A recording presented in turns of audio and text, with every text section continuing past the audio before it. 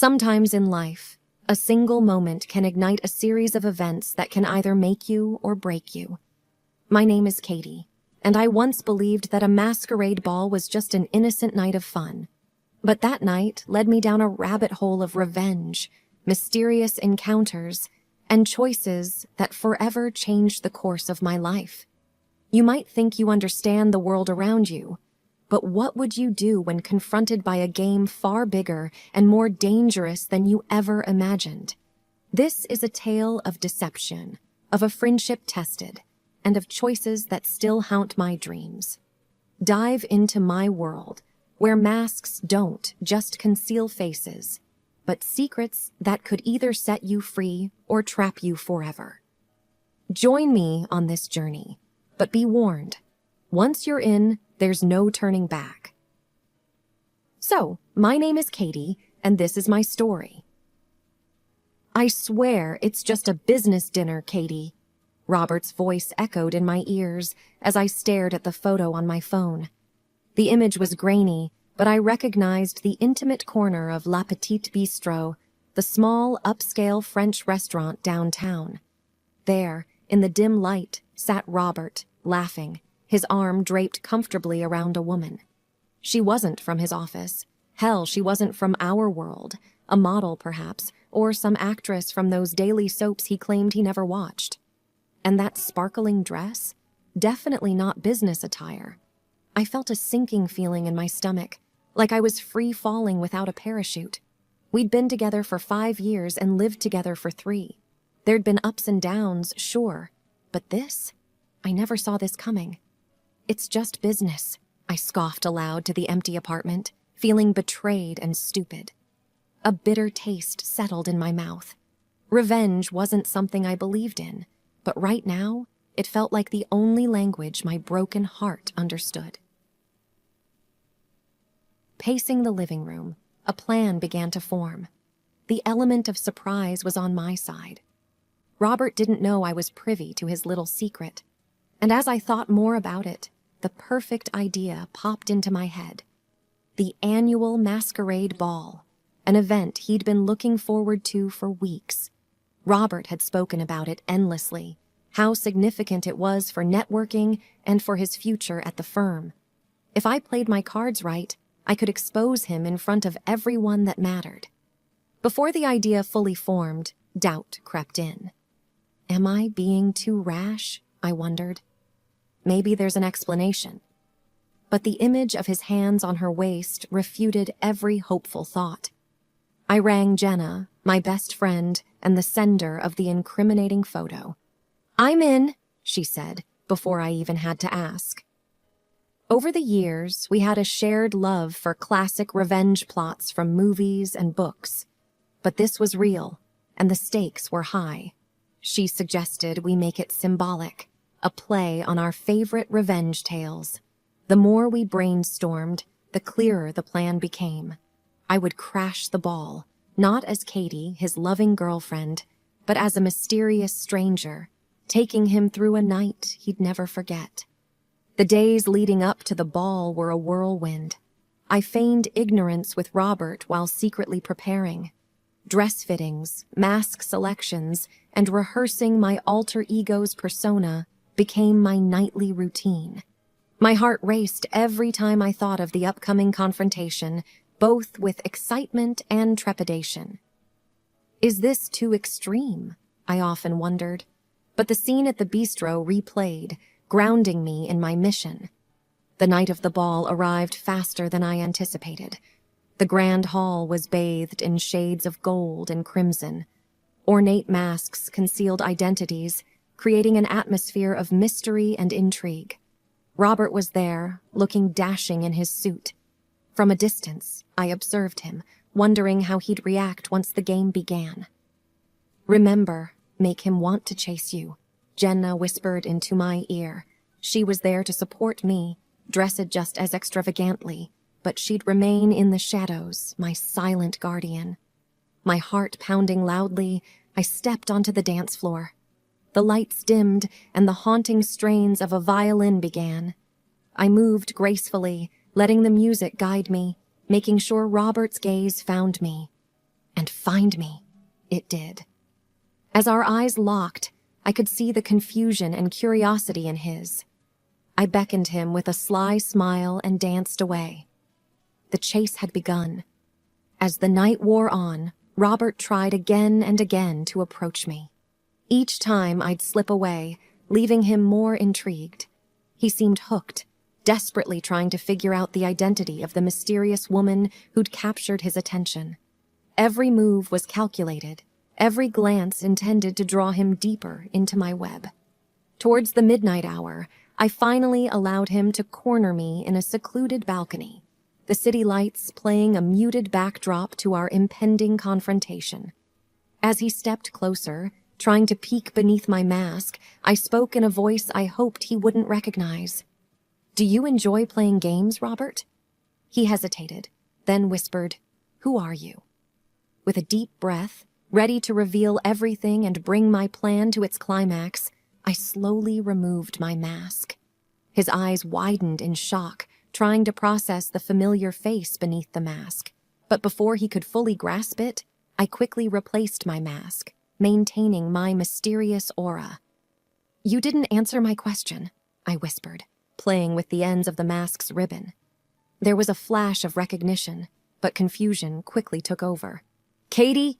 he stammered, but I wouldn't let him break my character. "Ah, names, so binding, so revealing," I replied in a playful tone, circling him. "Tonight, I'm not Katie. Tonight, I'm just a curious soul, wondering why men play games. Can you tell me, Robert?" He gulped, the weight of the situation slowly dawning on him. "This is about the dinner, isn't it?" He was visibly nervous now, his polished demeanor from earlier crumbling. "I saw an interesting photo recently," I mused aloud, looking out at the cityscape. "A man claimed he was at a business dinner, but it didn't seem like business to me. What do you think?" Robert's face paled. He opened his mouth, seemingly searching for the right words. "Katie, I can explain. It's not—" "Shh," I interrupted, holding a finger to his lips. "It's not about explanations tonight. It's about games, remember?" My phone buzzed then, Jenna's timing impeccable. The screen lit up with another picture, a close-up of Robert and the same woman, taken just hours ago at the bar adjoining the grand hall. "Looks like your business associate is here tonight, too," I observed casually. He looked genuinely surprised this time. "I swear, Katie, I didn't know she'd be here. It's just a coincidence." "Or another game?" I challenged, enjoying the upper hand. "How about this, Robert? A scavenger hunt. For every riddle you solve, you get a piece of the truth, and maybe, by the end, you'll understand the rules of the game you started."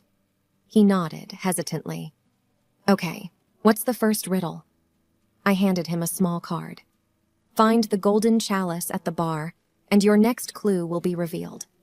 For the next hour, I watched from the shadows as Robert frantically searched for clues, each one designed to lead him deeper into a maze of self-realization. Jenna and I had carefully planted hints around the venue, references to our shared past, and the trust he'd so easily broken. With every discovery, I could see him becoming more distraught, his confident demeanor from earlier completely shattered. Each clue was a reflection, a moment where he had to confront the duplicity of his actions. In the grand ballroom, beneath a massive crystal chandelier, he found the final clue, a small box with a ring inside, a replica of the promise ring he'd given me years ago. Attached was a note. "Promises are meant to be kept, not broken." I stepped out of the shadows, my mask still in place. "Game over, Robert. Did you find what you were looking for?" He looked defeated, the weight of his actions bearing down on him. "Katie, I'm so sorry. I never meant to hurt you. I got lost, distracted. But it's not what you think." "Then enlighten me," I challenged, eyes piercing into his. Just as Robert began to speak, a familiar voice interrupted. "Katie?" We both turned to see the woman from the photo, the business associate, approaching with a puzzled look. She was holding a similar scavenger hunt card in her hand. "What's going on?" she asked, her eyes darting between me and Robert. Suddenly, everything became clear. Robert wasn't the only player in this game. "Jenna?" Robert's voice cracked with disbelief as the woman removed her mask, revealing herself to be my best friend. I had to stifle a chuckle. In all the scenarios Robert had imagined, this was probably the least expected. "Hello, Robert," Jenna replied, her voice dripping with sarcasm. "Enjoying the party?" Robert's face was a mix of bewilderment, fear, and realization. "Wait, this was all—" "Why?" Jenna stepped closer, her heels clicking ominously on the marble floor. "You see, Robert, when you play games with one of us, you play with both of us," I chimed in. "It's like a package deal, didn't you know? Best friends share everything, even revving plots." His face contorted, struggling to grasp the full extent of our scheming. But why would you help her? We had something special." Robert tried to appeal to Jenna. She smirked. "Oh, we had our fun, but loyalty always wins. Plus, you weren't that special." Robert looked crushed, caught between two women he'd underestimated. "So this was all a setup? The photos, the clues, everything?" Jenna and I exchanged a knowing look. "Well, not everything," I mused. "Your deceit, your betrayal. That was all you. We just brought it to light, in the most entertaining way possible." The atmosphere in the ballroom was electric. Whispers had started among the other masked guests, sensing the drama unfolding. Some took out their phones, eager to capture the moment. You both played me?" Robert stuttered, his confidence completely shattered. "Looks like the tables have turned," Jenna said smugly, wrapping an arm around me. "In this game of deception, we proved to be the better players." As much as I was enjoying Robert's downfall, a part of me still cared. "Robert," I said, taking a deep breath, "it wasn't just about revenge. It was about teaching you a lesson. You can't toy with people's emotions and expect no consequences." Jenna nodded. "We gave you a taste of your own medicine. How does it feel to be on the other side?" Silence enveloped the grand ballroom, the tension palpable. Robert's shoulders slumped, the weight of his actions pressing down on him. "I'm sorry," he finally whispered, genuine remorse in his eyes. "I never wanted any of this." Jenna scoffed. "Neither did we. But sometimes life has a funny way of serving justice." A slow clap started from the back of the room, gradually picking up momentum as more guests joined in, a mix of amusement and respect on their faces. I sighed, a mix of relief and sadness washing over me. Game over, Robert. As Jenna and I turned to leave, I took one last look at him. There he stood, alone and defeated in the center of the ballroom. A part of me pitied him, but another part felt vindicated. "Come on," Jenna whispered. "Let's leave the past behind and enjoy the party." Arm in arm, we walked away, our plan executed flawlessly. But little did I know, the night still had a few surprises in store. As Jenna and I moved through the crowd, the reality of our accomplishment began to sink in. We had successfully orchestrated the perfect revenge. A cocktail of smug satisfaction and lingering tension colored the atmosphere, making each step feel like a victory march. But as the initial euphoria faded, a nagging doubt began to crawl into my mind. Had we gone too far? The image of Robert, defeated and isolated, kept replaying. I was jarred from my thoughts when Jenna tugged at my arm, her eyes wide. "Look," she whispered, pointing to the far end of the ballroom. There stood a figure, draped in a dark cloak, his face obscured by an ornate silver mask. It wasn't the costume that caught our attention, but the fact that he stood next to the portrait Robert had commissioned, the one that had started it all. In his hand, he held a red rose, identical to the one Robert had given me at that cursed business dinner. "Who is that?" I murmured, the hairs on the back of my neck standing up. "I don't know," Jenna replied, her voice tinged with concern. "But he's been watching us since we entered." Deciding to confront the mysterious stranger, we made our way towards him. As we approached, he turned, his eyes locked onto mine, giving me an unsettling feeling. "You must be the star of tonight's performance," he said, his voice deep and smooth. "Your little scheme was quite illuminating." "Who are you?" I demanded, my heart rate increasing. The man chuckled. "A mere spectator, fascinated by the game you two played." Jenna stepped forward, her protective instincts kicking in. "What do you want?" He smiled, revealing a set of unnervingly white teeth. "Just to offer my congratulations, and perhaps a warning." "A warning?" I echoed, confusion and fear blending into a chilling cocktail. "Yes," he continued. "While you might have won tonight, be wary of resting on your laurels. There are bigger games afoot, with players far more cunning than dear Robert." My stomach twisted in anxiety. "Are you threatening us?" He laughed, a sound that sent shivers down my spine. "No, merely a piece of advice. Tonight, you reveled in the thrill of deception and revenge. But such games can be addictive, and not everyone you might cross in the future will be as easy to outmaneuver as Robert." The weight of his words settled heavily. While our revenge had felt justified, had we inadvertently set ourselves up for something more dangerous? The mysterious man placed the red rose on a nearby table. "Remember this rose. It's a reminder that every action has consequences, and the world is filled with shadows and secrets." With that cryptic message, he melted into the crowd, leaving Jenna and me stunned.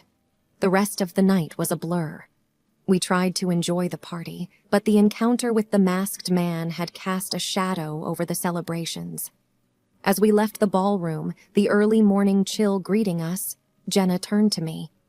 "Do you think he was serious? About there being bigger games?" I thought for a moment, the cold air crystallizing my fears. "I don't know, but one thing's for sure. We need to be careful. Our little revenge plot might have opened a door we can't easily close." Jenna nodded, hugging herself against the cold.